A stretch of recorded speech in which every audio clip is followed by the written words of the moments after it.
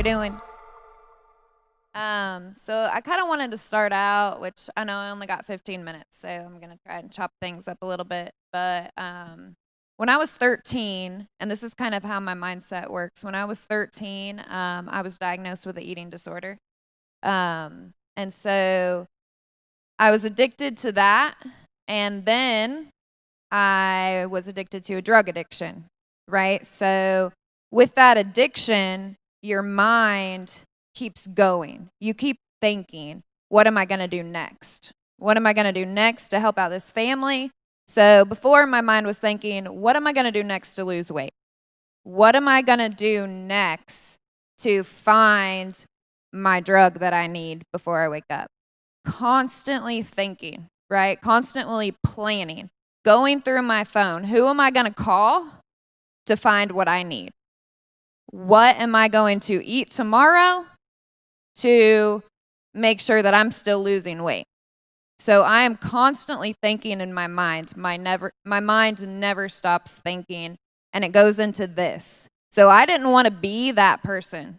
I was known as the person with the eating disorder. I was known as that. I was known as the person that had a drug addiction. I was known as that. And just what Jeff Bright was saying yesterday, you are that same person. So I am that same person, but I am able to use that now to benefit me. So everything I was doing in my addiction with an eating disorder or a drug addiction, I am doing now. I am doing the same and using the same tools that I was using before, but now I can actually use it to my benefit. So I kind of want to show you how my mind works a little bit here. So constantly thinking. Before, I was on my phone. Who do I know that has the drug that I need in the morning? Now, I am on my phone looking at my clients that I have. Who am I going to find that I'm going to help out with something else? Who needs a hospital indemnity plan? Who needs a critical illness? What did I not do for Sue Foy that I need to get in contact with her about? Constantly thinking. I plan things out. I make sure I have plenty of leads. And then I go to my new leads and my prior clients. But these aren't like some of you may say, I don't think anybody in this room, but a lot of people say, well, I don't have prior clients. I just started. No, I'm not going back to prior clients like a year ago. I'm going back to people that I helped the week before. I am constantly talking to these people and constantly trying to figure out what am I going to do next. So your numbers, you don't have to have tons of people to get 15,000 in a week. It's not that hard. And I love what Andy Albright put up on the screen. And before I show you this, I want to tell you, the people out there, the way I talk to myself is it's never enough. And it's been that way since I was 13 years old. So no matter what I do, it's never enough for myself. So I'm always looking, I need to do more. I did 15,000 that week. Well, that was my goal, but it wasn't good enough. So I'm going to make sure I do that plus more the next week. And then it's more, and then it's more, and then it's more. Because I am competing against myself. And the way we talk to ourselves, I think we all need to look back because there's people out there that are like, yeah, I'm number 50, but I tried, and that's good enough. No, we need to talk to ourselves and say, that is not good enough.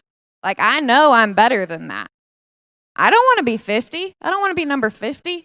What do I need to do to make sure I get to where I want to be?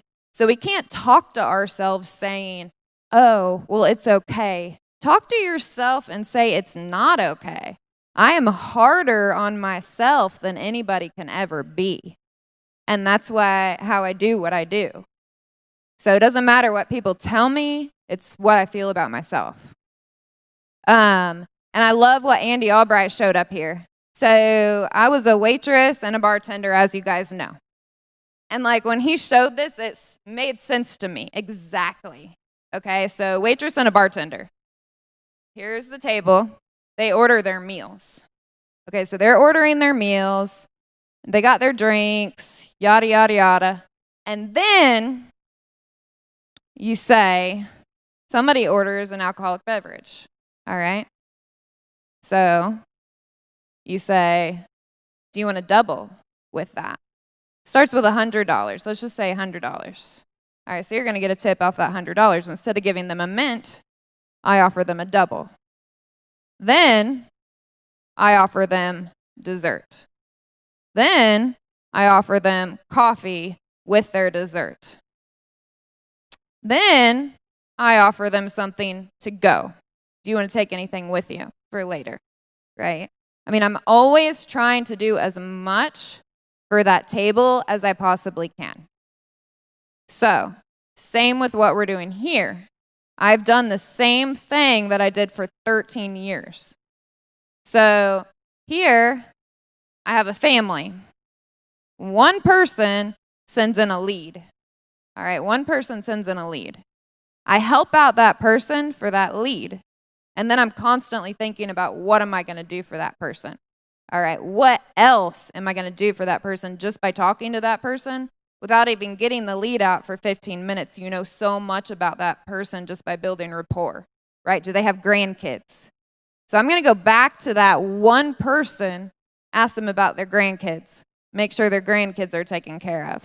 Because here, I had one meal, but that $100 meal went to over $200 just by adding on all those things.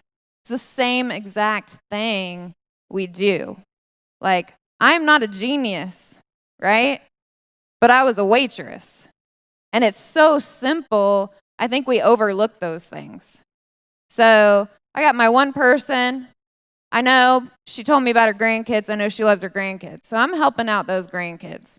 That's like what? I mean, like $2.50. I mean, who's not going to do that for their grandkids? Seriously? You know what I mean? So that's for their grandkids. You got 250. We'll just say 100 here. I mean, $2.50, sorry.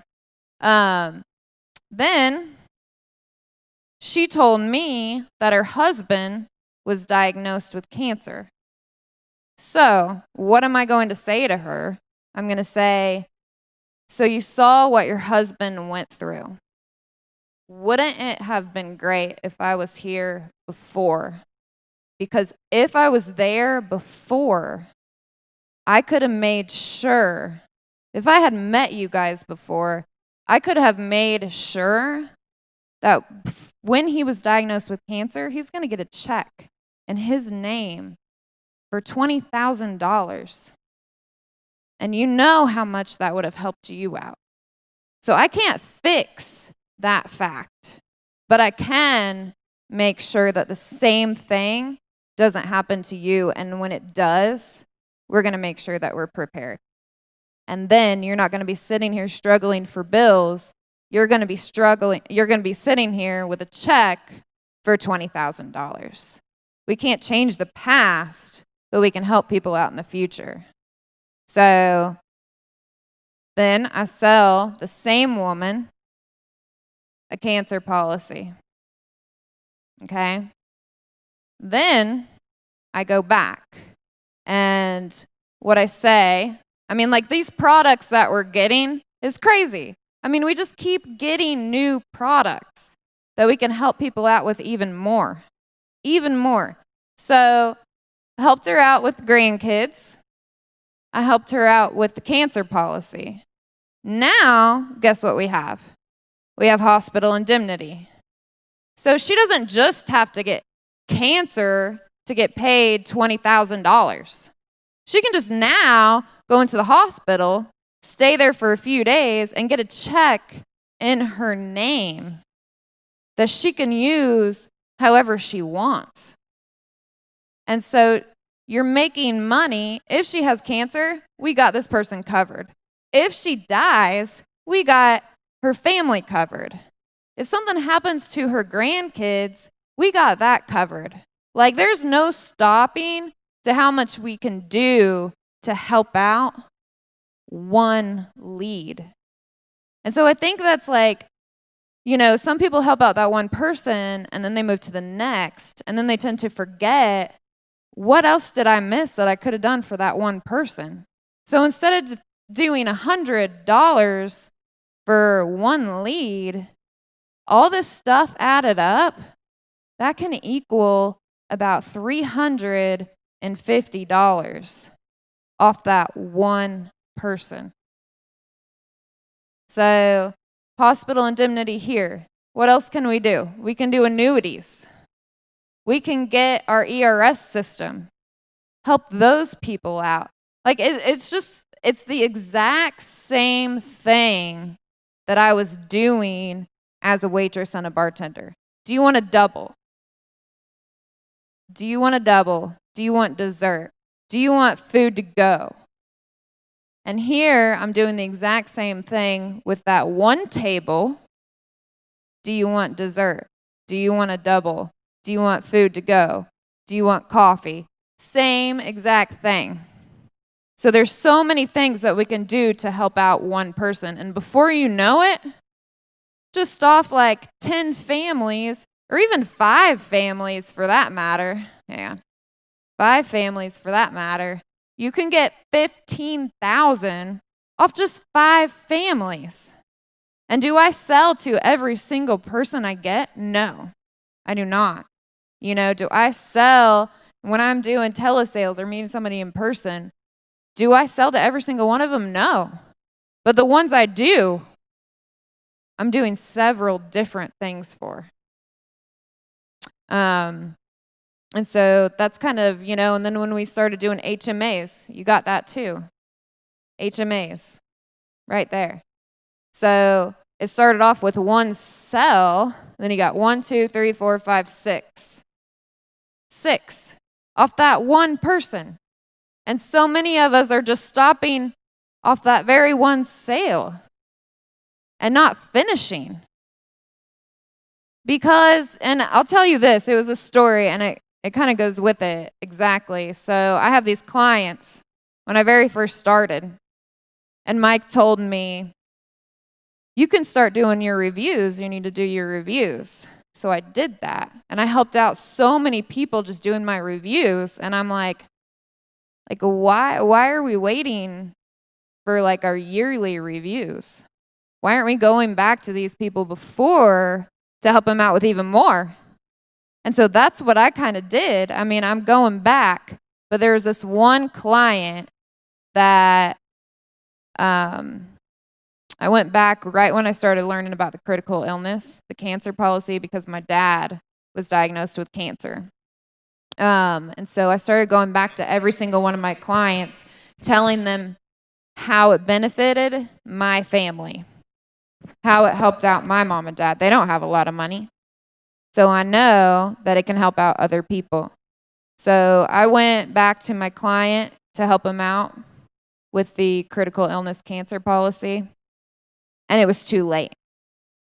He was diagnosed with cancer a week before I was there. Like, that made so much sense to me when I was there. I'm like, oh my God. We know we can't save the world, but we need to make sure we're going back to these people, because if I was there 2 weeks, 3 weeks prior, I could have helped them out and they could have been sitting with $10,000, $20,000, $30,000 in their pocket if I was just there 2 weeks before I was. So I always remember that, and I tell that story to my clients. I tell that story to my clients because I don't want to ever go through that feeling again. So I helped the wife out with a cancer policy to make sure if the same thing ever happened to her, she would be taken care of. But we need to go back to our clients and follow up with them constantly, because their life changes. Like, don't be the agent that doesn't go back to their clients, because by the time you get there, it could be too late. So I know I'm out of time, but I hope you guys got a little bit from that. So thank you.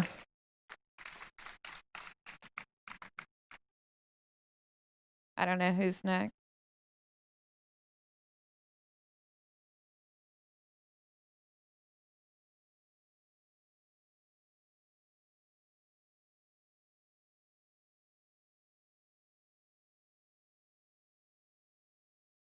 Training was while you were talking. So we want to get you on the schedule for an hour of training during the Zoom calls coming up next week. They would appreciate it. They want you to, matter of fact, if you could get somebody to just role play with you, where they just will be a client, and you tell them how to act as a client, and then if you want to, here's what I found. Is most people want to see what an irate client or a objection client, when in fact she just don't deal with that, because there's something you're saying that causes people to be objectionable, and figuring out what that is. So don't, like if you role played with the other Megan, just because people are saying, hey, what do you say with objections?